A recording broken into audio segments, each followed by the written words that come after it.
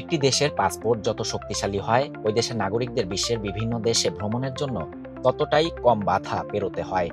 14 October মঙ্গলবার যুক্তরাজ্য ভিত্তিক প্রতিষ্ঠান হেনলি অ্যান্ড পার্টনার্স বিশ্বে পাসপোর্টের সূচক প্রকাশ করেছে, যেখানে দেখানো হয় কতটা শক্তিশালী বাংলাদেশি পাসপোর্ট।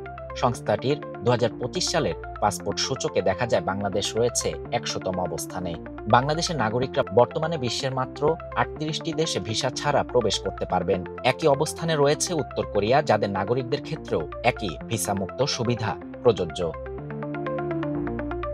সূচকের শীর্ষে রয়েছে সিঙ্গাপুর, যার নাগরিকরা 193টি দেশে ভিসামুক্ত প্রবেশের সুবিধা পাবেন। এরপর রয়েছে দক্ষিণ কোরিয়া 190টি দেশ এবং জাপান 189টি দেশ। অন্যদিকে তালিকার একেবারে নিচে অর্থাৎ 106তম অবস্থানে রয়েছে আফগানিস্তান। দেশটির নাগরিকরা মাত্র 24টি দেশে ভিসামুক্ত সুবিধা পাবেন। এই সূচক তৈরি করা হয়েছে আন্তর্জাতিক বিমান পরিবহন সংস্থার তথ্যের ভিত্তিতে।